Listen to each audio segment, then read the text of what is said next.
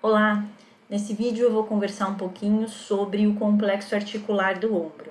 Tem muita coisa para se falar sobre o ombro, então nessa aula eu vou falar sobre as generalidades e sobre a articulação glenohumeral, e numa outra aula sobre as demais articulações que fazem parte desse complexo articular.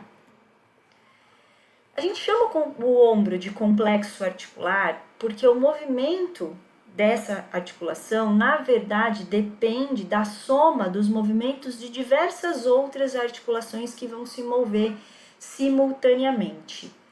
Por conta das suas características anatômicas e do fato de terem essas diversas articulações agindo junto, o complexo articular do ombro acaba sendo a articulação mais móvel do corpo humano. Fazem parte do complexo articular do ombro 5 diferentes articulações, sendo que 2 dessas articulações não são articulações anatômicas, ou seja, não são 2 ossos se articulando ou unidos por uma cápsula articular, por exemplo, para constituir uma articulação sinovial. A articulação glenohumeral é a articulação entre o húmero e a escápula. Está aqui representada pelo número 1, e ela é uma articulação anatômica, uma articulação sinovial. A articulação acromioclavicular, representada aqui pelo número 4, e a articulação esternoclavicular, representada aqui pelo número 5, também são articulações sinoviais. A primeira, a acromioclavicular, é entre a clavícula e o acrômio da escápula, e a esternoclavicular entre a clavícula e o manúbrio do externo. Já a articulação subdeltoidiana e a articulação escápulo-torácica são 2 articulações funcionais. Não são articulações anatômicas, articulações sinoviais, mas elas se comportam como uma articulação, e principalmente a articulação escápulo-torácica tem uma função importantíssima na amplitude de movimento do ombro, como a gente vai ver na segunda parte dessa aula. Olhando para esse complexo articular do ombro de uma maneira geral, sem ainda entrar na especificidade de cada uma dessas articulações, a gente vai perceber que o ombro ele tem 3 graus de liberdade, ou seja, ele realiza 3 parzinhos de movimento: flexão, extensão, abdução e adução, rotação interna e externa, e ainda recebe um nome especial para o movimento que acontece em torno no plano transversal, que é a abdução horizontal e adução horizontal, e ainda realiza circundução quando a gente combina todos esses movimentos. Vamos ver cada grau de liberdade aqui separadamente. Então aqui nessa animação vocês estão vendo um movimento de flexão e extensão que acontece em torno do eixo transversal no plano sagital. A gente chama de flexão quando o braço se movimenta no sentido anterior, vem para frente, de extensão no sentido contrário, quando esse braço vai para trás. Em alguns livros, a extensão é a volta da flexão até o alinhamento, e do alinhamento para trás eles chamam de hiperextensão. Eu prefiro chamar de flexão e extensão somente, mas usar a nomenclatura de hiperextensão também não está errado, visto que não tem um consenso aí na literatura em relação a isso, na cinesiologia. Os movimentos de abdução e adução, eles acontecem em torno do eixo sagital no plano frontal. Então, a abdução é quando a gente abre os braços, quando o braço se afasta do corpo, se afasta da linha mediana do corpo, e a adução é o movimento contrário. A adução é a volta desse movimento. Em torno do eixo longitudinal, a gente tem os movimentos de rotação interna e externa do ombro. Então, no movimento de rotação interna, o húmero roda internamente. No movimento de rotação externa, o húmero roda externamente. Vocês estão vendo esse movimento sendo mostrado nessa posição aqui, mas ele poderia ser realizado também nessa posição aqui, ele poderia ser realizado nessa posição daqui. O que vai determinar se a rotação interna e externa é se o húmero está rodando para dentro ou rodando para fora.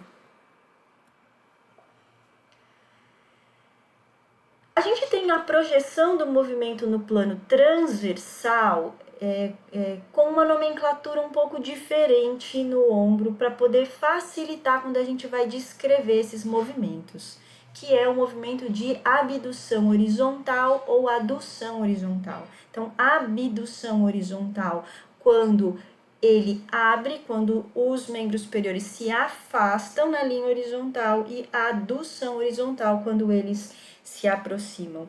Na verdade, esse movimento é uma combinação de flexão e extensão com abdução e adução, mas para facilitar na hora de descrever esses movimentos qualitativamente, criou-se essa nomenclatura de abdução horizontal e adução horizontal. Cuidado para não confundir com abdução e adução. Então, abdução é quando eu elevo, afastando o meu membro do corpo. Adução é quando eu aproximo.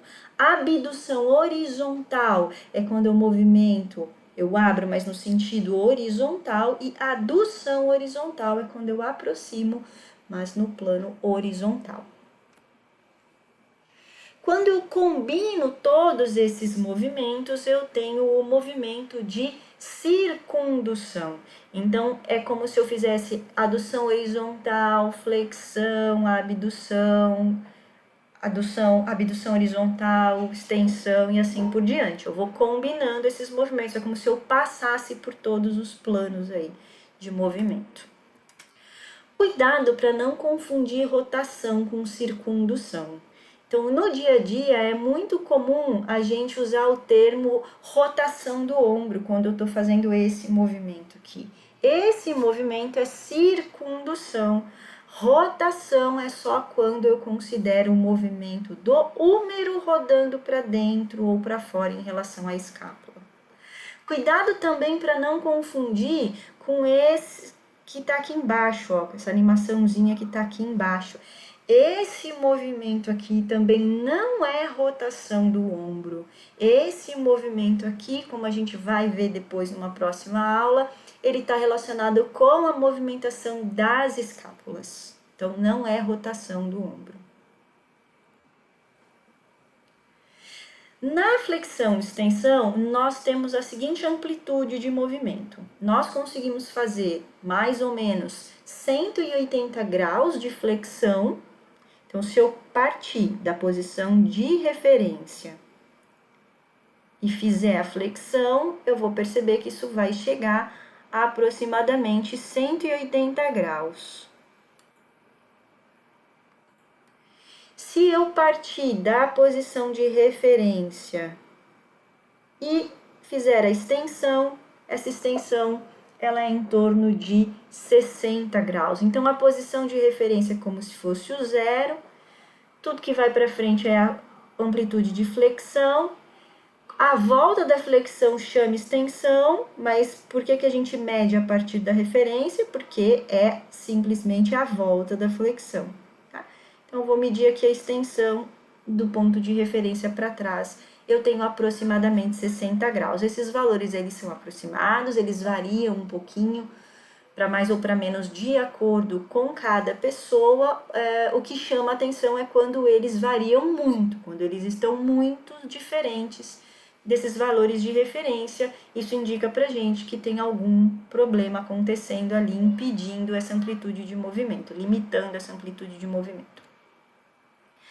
Na abdução, a posição de referência é a mesma da flexão extensão, tá? O braço alinhado aqui ao longo do corpo. A abdução, a gente também chega a 180 graus. E a adução, partindo aqui do meu ponto inicial para dentro, ela sozinha, ela não acontece. Eu preciso combiná-la com a flexão ou com a extensão, porque eu tenho o tronco aqui no meio, né? No meio do caminho atrapalhando. Então, eu posso combinar com a flexão e aí fazer a adução, ou eu posso combinar com a extensão e aí fazer a adução. Então, quando eu combino com a extensão, a minha adução é muito leve, porque eu tenho o contato aqui, né, do braço no tronco. Quando eu combino com a flexão, a minha adução alcança de 30 a 45 graus. Importante perceber que quando a gente faz a abdução do ombro, esse movimento não acontece só lá na glenumeral, né? De 0 até mais ou menos 60 graus, esse movimento é na glenumeral, mas a partir desse momento o húmero, ele impacta ali no acrômio da escápula. Na verdade, ele não entra em contato direto, a gente tem um monte de tecido mole aqui no meio, mas de qualquer forma existe um contato, e a partir desse momento, o que leva o meu braço para cima é o movimento da articulação escápulo-torácica, é a escápula virando para apontar o meu húmero lá para cima. No movimento de rotação interna e externa, a posição de referência é com o cotovelo flexionado a 90 graus. E isso é importantíssimo porque se a gente fizer com o cotovelo estendido, a gente vai misturar aos movimentos de rotação interna e externa os movimentos de pronação e supinação. Então, para isolar a rotação do ombro, a gente faz flexão de 90 graus do cotovelo. Na rotação interna, passando pela frente do corpo, ela vai chegar a aproximadamente 90 graus. A rotação externa também tem aproximadamente 90 graus. Mas nessa posição aqui, eu consigo fazer um pouco mais de rotação interna se eu passar o meu antebraço para trás do meu corpo, tá? Então, nesse caso, a rotação interna chega em torno ali de 110 graus. Uma outra maneira de medir a amplitude de movimento é posicionando o ombro com uma abdução de 90 graus. Então, eu flexiono, além de flexionar o cotovelo a 90 graus, a gente flexiona aqui, ó, o ombro a 90 graus, e aí eu tenho essa amplitude de movimento sendo medida nesta posição do ombro, e pode chegar em torno de 100 graus. A posição de referência para eu ver a amplitude de movimento de abdução e adução do ombro é com 90 graus de abdução do ombro. Na adução horizontal, que em alguns livros aparece escrito como flexão horizontal, eu tenho aproximadamente 140 graus. E partindo dessa posição de referência e fazendo a abdução horizontal, eu tenho aproximadamente 30 a 40 graus, tá? Lembrando que a abdução horizontal em alguns livros está apresentada como extensão horizontal, é a mesma coisa. Partindo agora para as especificidades da articulação glenumeral, vamos ver quais são os ossos que formam essa articulação, qual é a geometria desses ossos e as particularidades dessa articulação. Então, a articulação glenohumeral, como o nome diz, é a articulação entre a cavidade glenoide da escápula e a cabeça do húmero. É uma articulação sinovial do tipo esferoide, tá? Ou seja, ela parece uma esfera, então por isso ela é triaxial, ela tem 3 eixos de rotação, ela tem 3 graus de liberdade. Então, olhando só para a articulação glenumeral, a gente vai perceber que ela faz flexão, extensão, abdução, adução, rotação interna e externa. A cabeça do húmero, ela é orientada para cima, para dentro e para trás. Enquanto a cavidade glenoide, ela é orientada para cima, para fora e para frente. Então, isso vai gerar um encaixe entre a cabeça do húmero e a cavidade glenoide. Só que a gente percebe que esse encaixe, ele não é muito bom, né? A cavidade glenoide, ela é rasa. A cabeça do húmero, ela é 1/3 de esfera só. Então, elas não têm um bom encaixe ósseo. Para melhorar esse encaixe ósseo, a gente tem no ombro o lábio glenoide, ou lábio glenoidal, ou orla, tá? Que é uma estrutura fibrocartilaginosa que vai estar grudada aqui na borda da cavidade glenoide e vai aumentar, então, a concavidade da cavidade glenoide, melhorando, então, o encaixe dessa articulação. Você sabia que o excesso de sobrecarga causado pelo exercício pode modificar essa orientação da cabeça do húmero que eu falei agora? Então, aqui eu trouxe um exemplo para vocês no handball. Então, nesse artigo aqui, foi avaliada a retroversão da cabeça do húmero em jogadores de handball. A retroversão da cabeça do húmero está relacionada com essa angulação, né, que a cabeça do húmero é apontada para trás, como eu acabei de mencionar. Então, eles pegaram atletas profissionais de handball e eles compararam o lado dominante com o lado não dominante e eles viram que o lado dominante, que é o que faz mais arremessos, o húmero tinha uma orientação diferente da cabeça em relação ao membro não dominante, né? Então, a alteração de orientação, ela pode alterar a amplitude de movimento, aumentando a instabilidade da articulação, por exemplo. Por isso é importante a gente ter em mente que um excesso de sobrecarga pelo exercício em um osso em desenvolvimento pode trazer consequências. Como essa articulação glenomeral ela é bastante instável por esse encaixe pobre que tem entre os ossos, ela precisa ter outros estabilizadores, são extremamente importantes aí nessa articulação. Aqui a gente está vendo os ligamentos que vão reforçar essa cápsula articular, o ligamento glenohumeral nos seus 3 feixes, feixe superior, feixe médio e feixe inferior. Então, eles vão reforçar essa cápsula articular para tentar melhorar, então, essa congruência da articulação glenohumeral. Além dos ligamentos, nós temos os estabilizadores ativos, que são os músculos que cruzam essa articulação. Então, a gente fala que ligamento é estabilizador passivo porque ele não tem a capacidade de se contrair. Ele é igual a um elástico, ele vai estabilizar se você tentar esticar ele, mas ele não consegue se encurtar para aumentar essa congruência. Já os músculos, eles têm essa capacidade de se contrair, por isso que eles são chamados de estabilizadores ativos. Os músculos que formam o manguito rotador, eles vão ter um papel importantíssimo na estabilização dessa articulação. A gente já vai ver os músculos mais para frente, mas nesse esqueminha aqui dá para vocês terem noção disso que eu estou falando.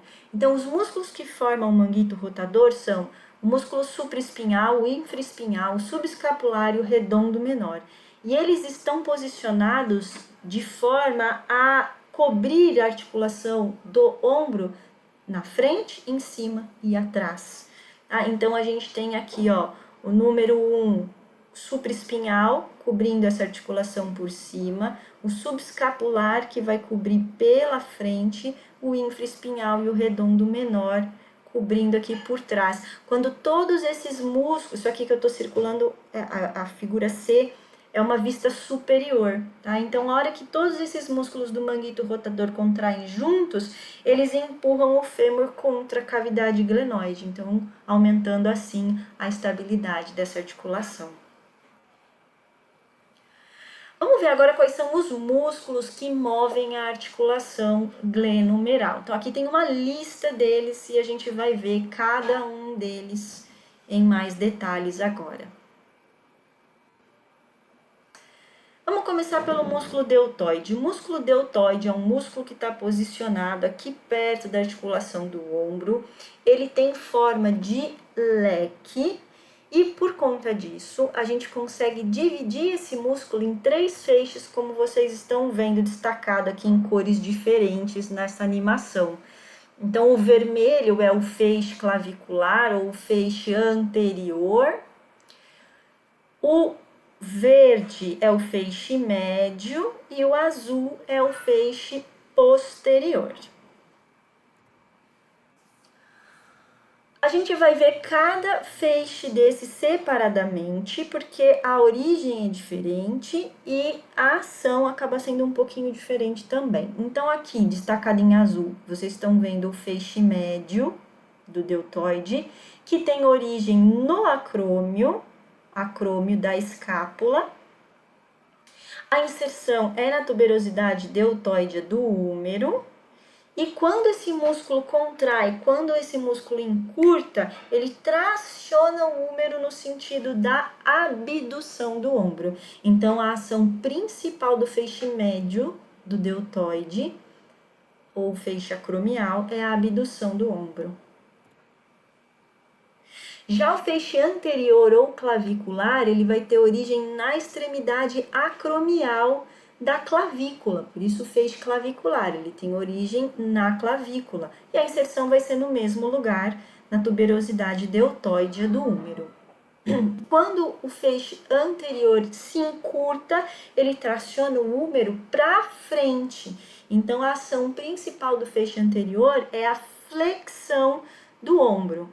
Se eu tiver com o meu ombro posicionado a 90 graus de abdução, o feixe anterior do deltoide, ele também vai ter uma ação importante na adução do ombro. Tá? Ele também vai auxiliar na rotação interna do ombro. E quando ele age juntamente com as outras partes do deltoide, ele vai participar da abdução. Então, na verdade, o deltoide como um todo, ele faz a abdução. O feixe anterior, ele vai participar de todos os movimentos que envolvem essa parte mais anterior, então adução horizontal, flexão e rotação interna, enquanto o feixe posterior vai fazer os movimentos contrários, porque ele tem origem na espinha da escápula. Tá? Então, ele está aqui para trás. Então, se ele está aqui para trás, quando ele encurtar, ele traciona o húmero para trás. Então, se eu estiver na posição anatômica, ele vai fazer extensão do ombro. Se eu tiver com 90 graus de abdução, ele vai fazer a abdução horizontal do ombro. Ele auxilia na rotação externa. Tá? Então, resumindo, o deltoide como um todo faz a abdução do ombro. Além disso, o feixe anterior participa da flexão do ombro, rotação interna e adução horizontal. E o feixe posterior, que está aqui atrás, ele participa da extensão, abdução horizontal e rotação externa.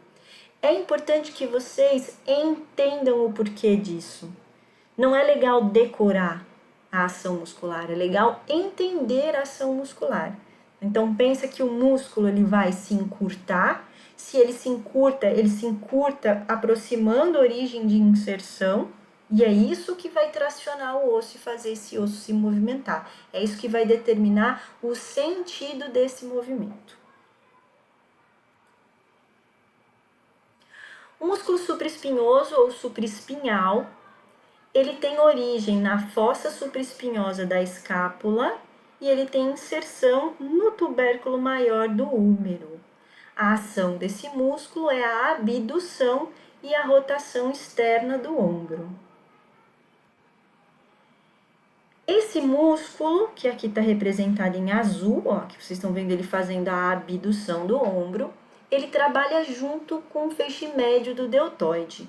E ele é priorizado na abdução do ombro quando este está em rotação interna e adução horizontal, de 30 a 40 graus. Então, nessa situação é onde esse músculo é mais solicitado.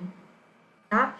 Ele também é importante para estabilizar a cabeça do húmero, principalmente nos movimentos de arremesso. Então, a contração dele segura o húmero no lugar.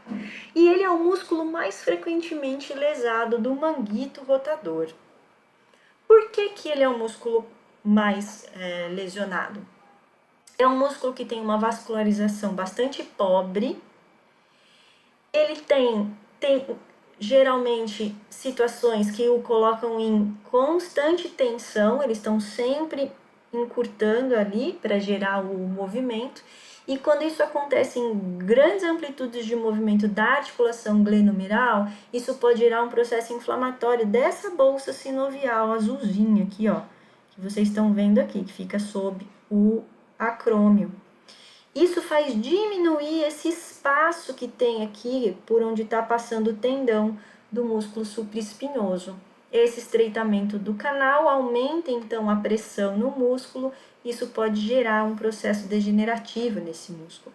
Por isso a gente tem que ter muito cuidado quando a gente realiza a abdução do ombro além de 90 graus, com o ombro em rotação interna. Porque quando o ombro está em rotação interna, se vocês observarem bem aqui na animação, o tendão do músculo supraespinhoso, ele fica prensado ali entre o húmero e o acrômio. Já quando a gente faz a rotação externa, esse tendãozinho é deslocado lá para trás. Então, a gente dá preferência para as abduções de ombro além de 90 graus com rotação externa do ombro e não com rotação interna. Aqui tem 2 exercícios de academia bem característicos para explicar essa diferença. Então, aqui a gente tem uma abdução do ombro com rotação interna, que o ideal é não passar de 90 graus, e aqui a abdução de ombro com rotação externa, passando de 90 graus. Tá? Então, é questão de segurança do movimento. Nem sempre isso é possível de acontecer. Na natação, por exemplo, é feita a abdução além de 90 graus com rotação interna, e é por isso que nadador tem um alto índice de lesão no ombro. Aqui vocês estão vendo agora o músculo grande dorsal ou latíssimo do dorso, é a mesma coisa, são sinônimos. Então esse músculo, ele tem origem nos processos espinhosos da sexta até a 12ª vértebra torácica, então T6 e T12 significa vértebra torácica, tá? Da sexta à 12ª vértebra torácica. Tem origem na fáscia tóraco-lombar, que se estende pelas vértebras lombares e sacrais, e terço posterior da crista ilíaca. E a inserção dele é no tubérculo menor do húmero. Então, ele passa por baixo do braço para se inserir por um tendão bem comprido no tubérculo menor do húmero, que está aqui na frente. Tá? Então, consequentemente, a ação dele é a adução, a rotação interna e a extensão do ombro. Esse músculo é um dos mais importantes extensores do húmero. Então, sempre que eu faço extensão, como nesse exemplo aqui, ó, o principal músculo que está agindo é o grande dorsal.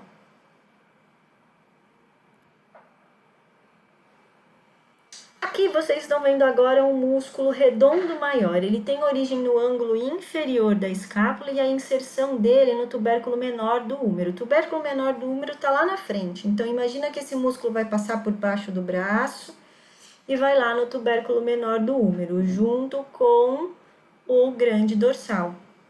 Tá? Então, a ação desse músculo, ela vai ser a mesma que do grande dorsal. Vai fazer extensão, rotação interna e adução do ombro. Esse músculo redondo maior, ele é efetivo apenas quando os músculos romboides estabilizam a escápula. Então, aqui vocês estão vendo os músculos romboides e aqui o músculo redondo maior.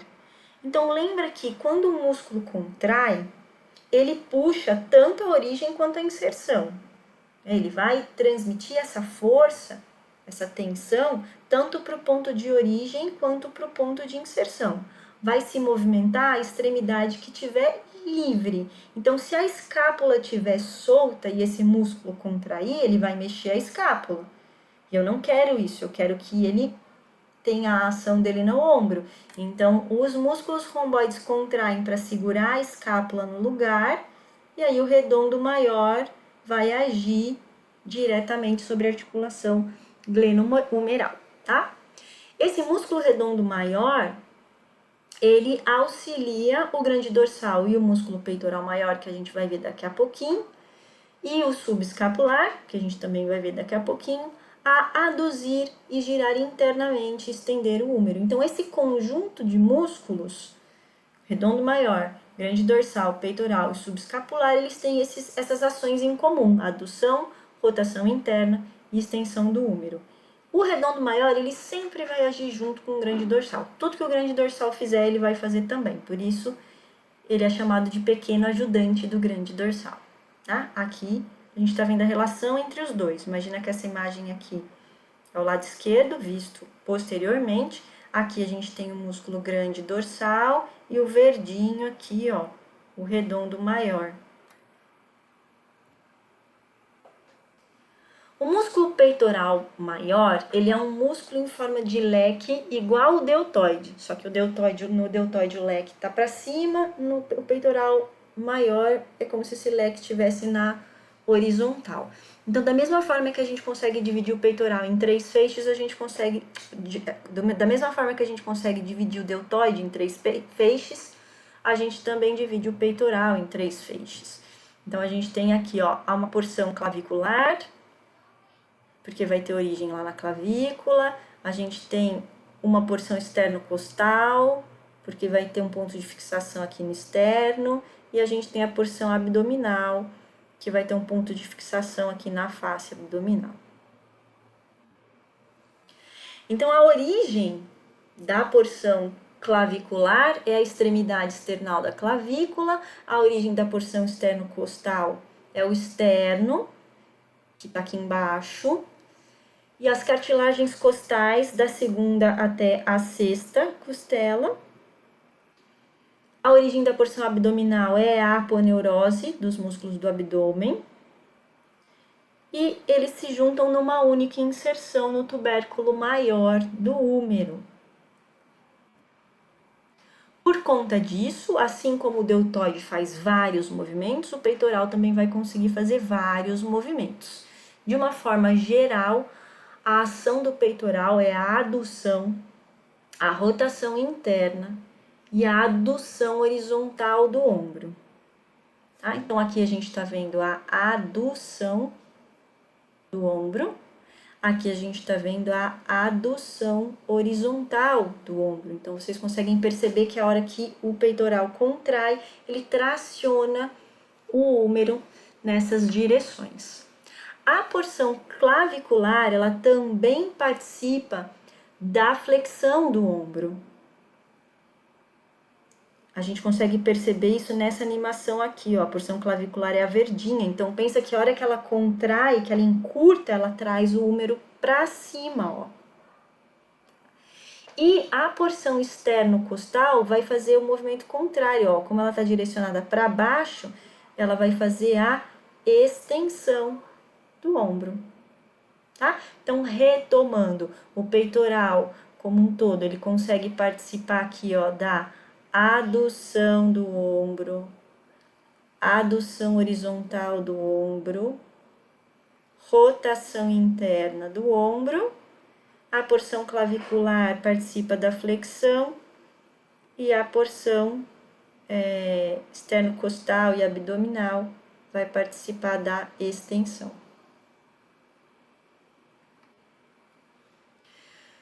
A ação típica do músculo peitoral maior é apresentada no lançamento de uma bola no beisebol ou no saque do tênis.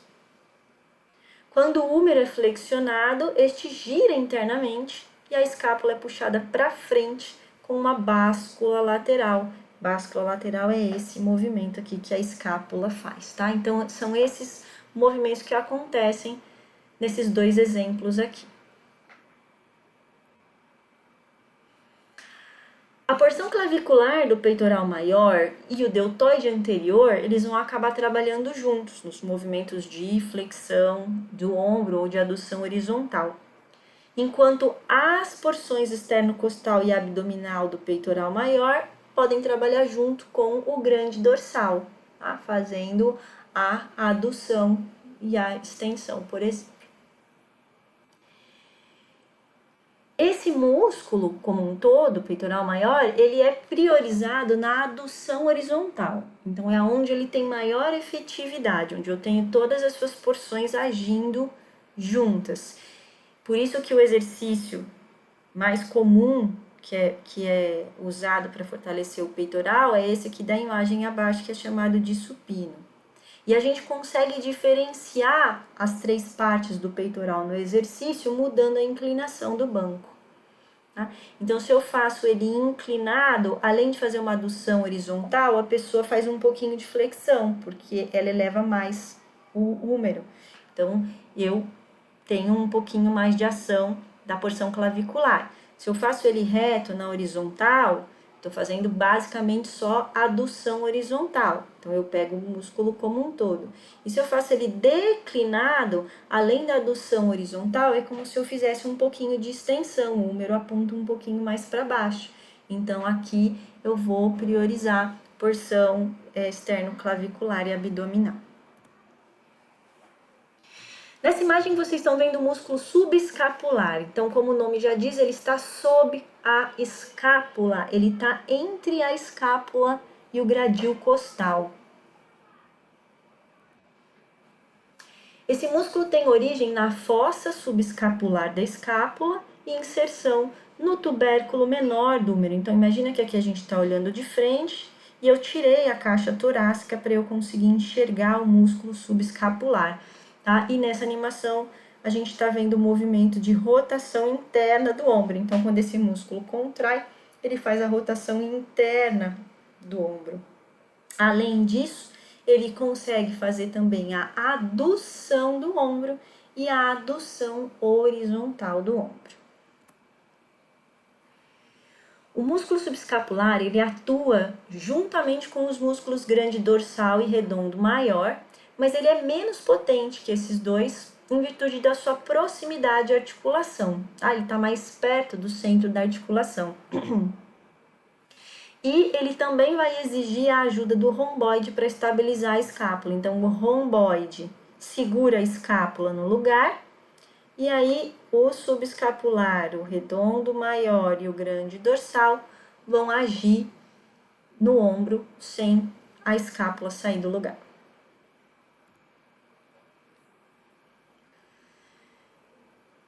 Aqui a gente está vendo dois músculos diferentes, mas que eles trabalham juntos. O músculo infraespinhoso ou infraespinhal e o músculo redondo menor, tá? O infraespinhoso, ele tem origem na fossa infraespinhosa da escápula. Então, aqui a gente tem a espinha da escápula, ó. Lembra? O supraespinhoso vai estar em cima, o infraespinhoso vai estar embaixo. E ele vai ter inserção no tubérculo maior do húmero. Já o músculo redondo menor, ele sai aqui da borda lateral da escápula e vai lá para o tubérculo maior do húmero junto com o infraespinhal. A ação dos dois músculos é a mesma. A adução, eles tracionam o húmero para cá. Rotação externa, porque eles espaçam aqui nessa posição aqui, então eles conseguem, quando eles se encurtam, fazer a rotação externa. Se eu tiver em abdução, eles fazem adução. Se eu tiver aqui na posição anatômica, a posição de referência, eles fazem a rotação externa. E eles também fazem a abdução horizontal. Esses dois músculos também vão ser mais efetivos quando os romboides estabilizarem a escápula. Então, os romboides estariam aqui, né, eles segurando a escápula no lugar. E o músculo infraespinhoso, ele é o mais potente dos rotadores externos. Então, sempre que eu preciso fazer rotação externa do ombro, o principal músculo que está agindo é o infraespinhal, tá? Ou infraespinhoso. E ele é o segundo músculo mais comumente lesionado no manguito rotador. Ele é importante para estabilizar a articulação glenohumeral posteriormente. Então, a gente tinha o subescapular estabilizando anteriormente, o supraespinhoso superiormente e o infraespinhoso posteriormente. Aqui a gente está vendo o músculo coracobraquial. Ele tem origem no processo coracoide da escápula e a inserção dele na superfície medial da diáfise do húmero. Então, esse músculo, quando ele contrair, quando ele encurtar, ele vai fazer a adução, a flexão e a adução horizontal do ombro. Ele não é um músculo muito poderoso, mas ele ajuda na flexão e adução. E por conta da posição dele, ele vai ser mais funcional para mover o braço horizontalmente. Então, ele tem mais capacidade de agir na adução horizontal, ou quando eu combino flexão com adução horizontal, como na manchete do vôlei aqui, por exemplo. Nessa imagem, vocês estão vendo o músculo tríceps braquial, e como o nome já diz, tríceps significa que ele tem 3 cabeças, 3 porções, 3 origens diferentes e uma única inserção. A diferença do tríceps para os músculos em forma de leque que eu falei, o deltoide, o peitoral, que a gente dividiu em 3 porções, é que o deltoide e o peitoral é um músculo só. Então, a origem, na verdade, ela tem um tendão único, apesar da gente dividir em 3 porções, porque as direções das fibras são diferentes. Mas a origem é um tendão único, tá? No tríceps, ele tem 3 origens completamente separadas umas das outras, como vocês conseguem perceber. Então, eu tenho a cabeça longa, que tá ali em vermelha, que é a que nos interessa hoje, tá? E eu tenho outras 2 cabeças, a lateral e a medial, que são aqui a amarela, estão pintadinho de amarelo e de verde. Você percebe que tem 3 origens completamente diferentes e uma inserção única que vai ser ali no cotovelo, tá? Então, pro ombro, interessa só a cabeça longa, porque ela é a única que cruza a articulação do ombro. Então, a cabeça longa tem origem no tubérculo infraglenoidal da escápula, que é uma partezinha que a gente tem aqui embaixo da cavidade glenoide, tá? As outras 2 cabeças vão ter origem no húmero, então elas não cruzam a articulação do ombro, elas não têm ação no ombro, elas vão agir só no cotovelo. A gente vai estudar na aula de cotovelo, tá? A ação do tríceps braquial no ombro é a adução, extensão e abdução horizontal. Tá? Então, a hora que ele contrair, se eu tiver aqui, ele ajuda a fazer a adução, se eu tiver aqui, ele ajuda a fazer a extensão e também ajuda a fazer a abdução horizontal. No cotovelo, ele vai fazer um movimento de extensão do cotovelo. E ele é mais potente no cotovelo do que no ombro. Então, no ombro, ele vai participar auxiliando os outros músculos que fazem a adução, extensão e a abdução horizontal. A mesma coisa vai acontecer com o músculo bíceps braquial, tá? O bíceps, ele é mais funcional no cotovelo, a ação mais importante dele é no cotovelo, fazendo a flexão de cotovelo, mas ele cruza a articulação do ombro, então por isso que está aqui na aula de ombro. Então, se o tríceps tinha 3 origens, o bíceps tem 2 origens.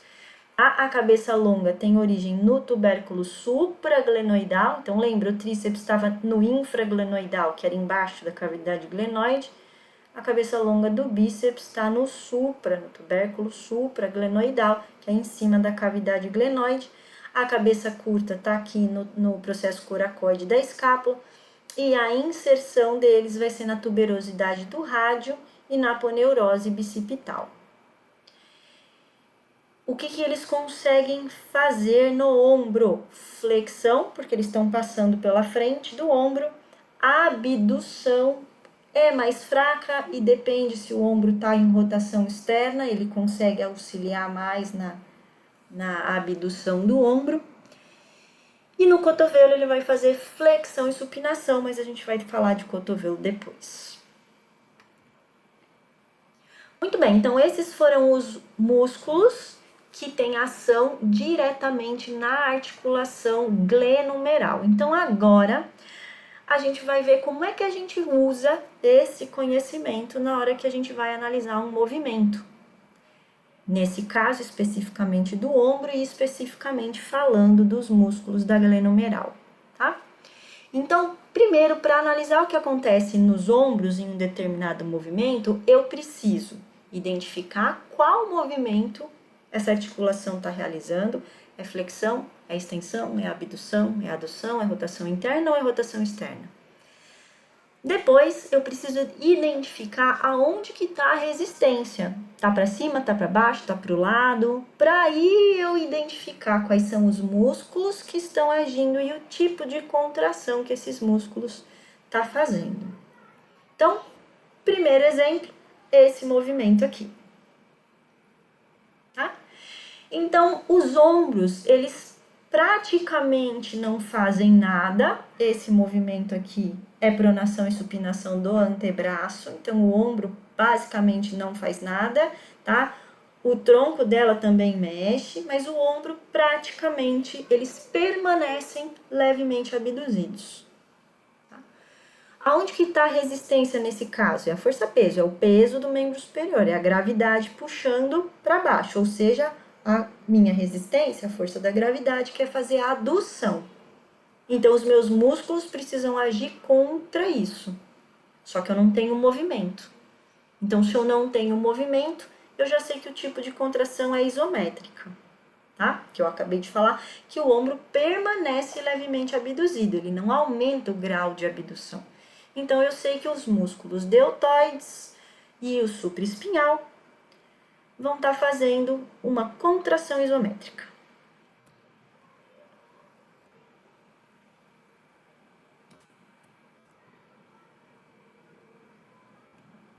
Pulou aqui. Num segundo exemplo agora, nós temos cada um dos ombros fazendo uma coisa diferente. Então a gente tem que identificar e avaliar os dois. O ombro esquerdo da bailarina está fazendo abdução.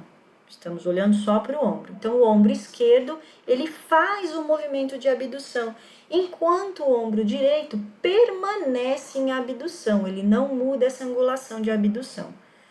A resistência, nesse caso, também é a força da gravidade, é a força-peso, agindo para baixo no sentido de adução, então a gravidade quer fazer a adução desse ombro. Se eu estou fazendo a abdução, eu sei que eu estou tendo a ação dos músculos deltoide e supraespinhal, só que eles vão ter nos dois ombros, só que eles vão ter ações diferentes nos dois ombros. Se o ombro esquerdo está fazendo a abdução contra a resistência, ele está fazendo contração concêntrica, então no ombro esquerdo o deltoide e o supraespinhal está fazendo contração concêntrica, enquanto no ombro direito o deltoide e o supraespinhal está fazendo contração isométrica para manter essa posição, porque se eles pararem de agir, a gravidade ganha e o braço cai. E um último exemplo. Nesse exemplo aqui, de novo, estamos olhando só os ombros. Os ombros fazem abdução horizontal e adução horizontal. Então, a abdução horizontal quando desce, a adução horizontal quando sobe. E nesse caso, a gente tem duas resistências, né? Porque além da gente ter a força-peso, a força da gravidade, a gente tem a resistência do aro ali para vencer, se a gente considerar que ela está apertando o aro. Então, quais são os músculos que fazem a abdução e adução horizontal? Primeiro, a gente precisa ver se esses dois músculos estão precisando agir em todas as fases, e por isso que a gente observa a resistência. Então, a resistência quer fazer o quê? A resistência quer fazer a abdução horizontal. Então, os meus músculos que estão agindo aí, eles precisam fazer a adução horizontal, certo? Quais são os músculos que fazem a adução horizontal? O peitoral maior, o deltoide feixe anterior e o córaco braquial. Esses músculos vão fazer contração concêntrica na adução horizontal, porque eles estão vencendo a resistência, tá? E estão indo contra a resistência, e vão fazer contração excêntrica na abdução horizontal para controlar essa descida, porque se eles relaxarem, a gente desce de uma vez, tá? Então, contração concêntrica do deltoide anterior, peitoral maior e córaco braquial na adução horizontal, contração excêntrica destes mesmos músculos na abdução horizontal. Espero que vocês tenham gostado da aula e convido vocês a praticarem, colocando esses conhecimentos à prova, avaliando outros exercícios, outros movimentos no dia a dia de vocês. Até a próxima!